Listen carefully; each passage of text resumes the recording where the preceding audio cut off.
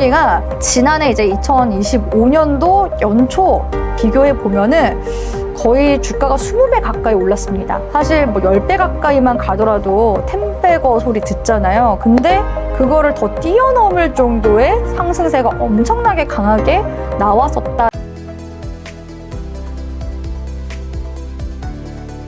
매주 화요일 저녁 8시에 진행되는 무료 특강 아래의 고정 댓글에서 신청해주세요. 삼성전기 레버리지 ETF 상장은 시장 기대감의 신호로 볼 수 있을까요?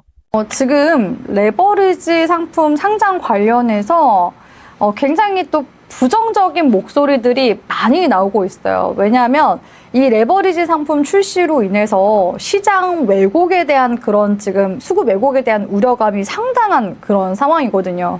그리고 레버리지 상품에 대해서 그러니까 숙지하지 못한 채로 무리해서 영끌해서 또 투자하시는 분들도 계시기 때문에 최근에 이렇게 큰 변동성 장세에서는 레버리지 ETF가 독이 될 수도 있다고 생각을 하고 있거든요. 그리고 특히나 저는 좀 우려했었던 부분이 레버리지 ETF 같이 이런 고위험군의 상품들이 출시를 할 때는 항상 좀 투심 자체가 많이 과열되어 있는 국면에서 출시가 되는 경우들이 좀 많이 있었던 걸로 기억을 하고 있어요.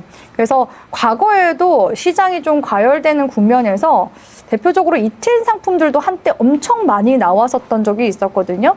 ETN 상품과 ETF 상품 같은 경우에는 증권사에서 이제 출시를 했냐, 자산운용사에서 출시를 했냐, 이런 차이도 있고, 만기가 있냐, 만기가 없냐, 이런 차이도 있습니다. 근데 ETN 상품 같은 경우에는 또 만기도 있기 때문에 그 만기 기점에 손실 보신 분들은 정말 이게 거의 강제 청산 되신 분들도 많았었거든요. 물론 이제 ETF 같은 경우에는 또 상장 폐지 조건이 좀 꽤 까다로운 그런 부분들이 있어서 상장 폐지 쉽게 되지 않기도 하는데, 근데 그럼에도 불구하고 레버리지 ETF 자체가 변동성이 굉장히 크다. 근데 이렇게 지금 단일 종목 그런 레버리지 상품에 대해서 비난의 목소리가 많을 때 지금 또 이렇게 2배 레버리지 ETF 상품을 출시한다?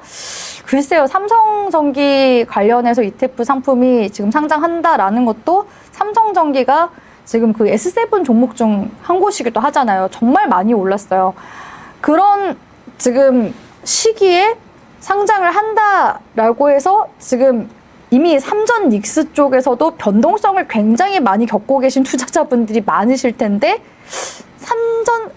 삼성전기에 이 2배 레버리지 상품을 들어갈까? 약간의 의문점이 있습니다. 예, 그래서 이 ETF가 상장했다고 해서 주가가 계속 오르는 건 아니라는 사실을 아셨으면 좋겠어요. 왜냐하면 지금 보세요. 물론 이제 6월 한 달 동안에 삼전 닉스가 올라가긴 했지만 지금 이제 전체적으로 글로벌 메모리 반도체 기업들이 조정을 지금 주니까 같이 눌리잖아요. 그러면 레버리지 상품 들어가신 분들은 또 손해도 볼 수 있다라는 거거든요. 물론 투기가 많이 과열됐었는데 이게 지금 전반적으로 투심을 한번 꺾으니까 레버리지 상품 자체는 방향성 투자란 말이에요. 그러면은 이게 같이 함께 더 몇 배로 음의 복리 효과로 더 크게 밀릴 수가 있습니다. 근데 여기서 긍정적인 거는 왜 지금 삼성전기 2배 레버리지 ETF를 상장하려고 할까? 근데 참고로 이 삼전닉스 레버리지 상품 같은 경우에는 우리 이제 국내 자산운용사 쪽에서 출시를 한 거거든요. 대표적으로 미래에셋 자산운용, 뭐 코덱스 삼성자산운용 쪽에서 출시를 한 건데, 삼성전기 같은 경우에는 글로벌 자산운용사 쪽에서 이 ETF를 지금 출시를 하려고 하고 있다고 하더라고요. 근데 이게 재밌는 거는 ETF도 상장 폐지가 쉽지 않다라고 말씀드리긴 했지만 대표적인 그런 삼성자산운용이나 미래에셋 자산운용에서 출시한 상품들이 상장 폐지되는 경우들은 저는 좀 많이 못 본 것 같아요. 근데 그 외에 다른 이제 자산운용사 상품들이 출시된 것 중에서는 상장 폐지되는 경우들도 굉장히 많이 봤거든요. 그러니까 국내에 그 미래에셋 자산운용, 삼성자산운용 외에 자산운용사들이 출시한 상품들도 상장 폐지 많이 되는데 외국계 자산운용사 쪽에서 출시한 상품이 이게 흥행할 수 있을까에 대한 의문점도 있다라는 겁니다. 일단은 뭐 삼성전기에 대한 전망은 좋기 때문에 이런 지금 레버리지 상품들을 출시하려고 하는 부분도 있거든요. 뭐 몰랐던 분들을 위해서, 초보 투자자 분들을 위해서 삼성전기의 뭐 여러 가지 전망을 말씀드리자면, 대표적으로 MLCC 수요가 AI 서버향으로 지금 많이 늘어나고 있고, 일본의 이제 무라타와 삼성전기 요 이제 두 기업이 글로벌 탑2 기업입니다. 그래서 지금 미국 쪽에서도 MLCC 관련한 펀드를 또 출시를 할 예정이라고 하거든요. 그러면 삼성전기가 여기에 이제 편입이 될 가능성이 높지 않을까라는 그런 기대감도 일부 들어왔었던 적이 있었습니다. 그리고 패키지 기판 수요도 최근에 이런 AI 서버에는 기존 서버보다 고성능 부품들이 많이 들어가기 때문에 또 핵심 사업 부분으로서 또 부각이 됐었던 그런 부분들도 있고요. 또 삼성전기가 이제 신사업적인 측면에서 봤을 때는 유리기판 또 사업도 하고 있기 때문에 여러 가지 모멘텀과 전망들, 그리고 그만큼 실적이 또 받쳐주는 곳이긴 해요. 하지만 그만큼 주가가 좀 많이 올라갔다라는 점도 인지를 하시고, 이 레버리지 상품에 대한 어떻게 보면은 위험성을 잘 인지를 하셔야 될 것 같습니다. 삼성전기 350만 원 목표 주가는 현실적으로 가능하다고 보십니까?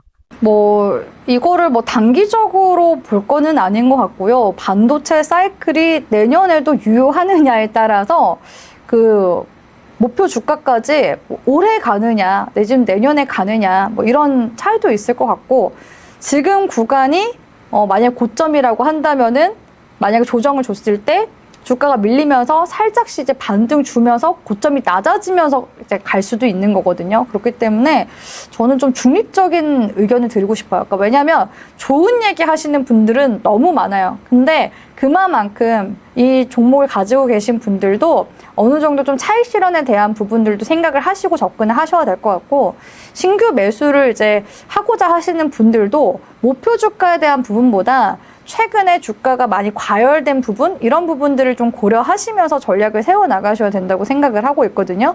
삼성전기가 지난해 이제 2025년도 연초 비교해 보면은 거의 주가가 20배 가까이 올랐습니다. 사실 뭐 10배 가까이만 가더라도 템베거 소리 듣잖아요. 근데 그거를 더 뛰어넘을 정도의 상승세가 엄청나게 강하게 나왔었다라는 거죠.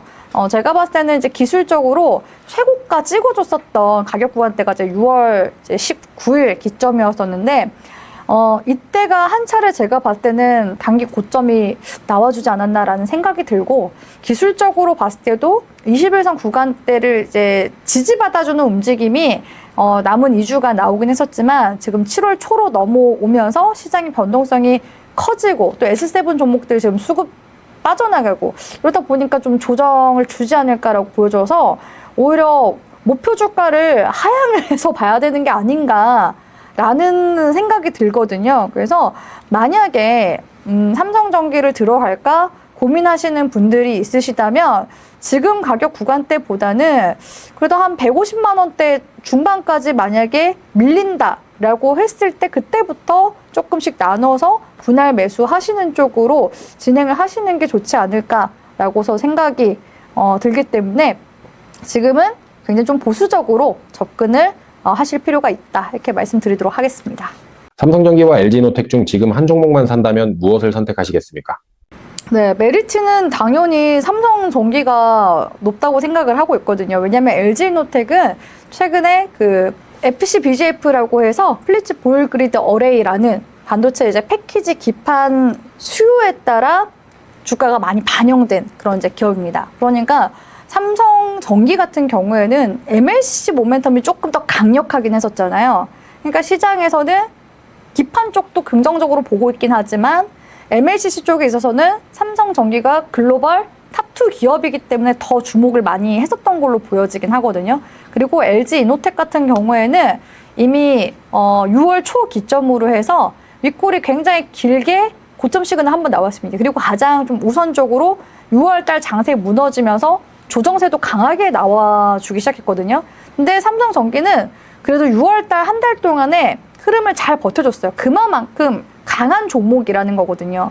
그러면은 MLCC 또 반도체 패키지 기판 쪽에서는 사실상 주도주의자 대장은 삼성전기다. 그러면 사실 2등주를 공략하는 것보다는 1등주를 공략을 하는 게 좋잖아요. 그리고 그 1등주의 주가가 다시 가격이 싸진다 하면은 접근을 하는 게 맞으니까 LG노텍보다는 확실히 좀 매력도 있게 바라봐야 되는 건 삼성전기다. 근데 지금부터 미리 접근하실 필요는 없고 어차피 조정이 좀 나오려고 하니까 조정 줬을 때 접근을 한번 고려해 보셔라 라고서 조언 드리도록 하겠습니다.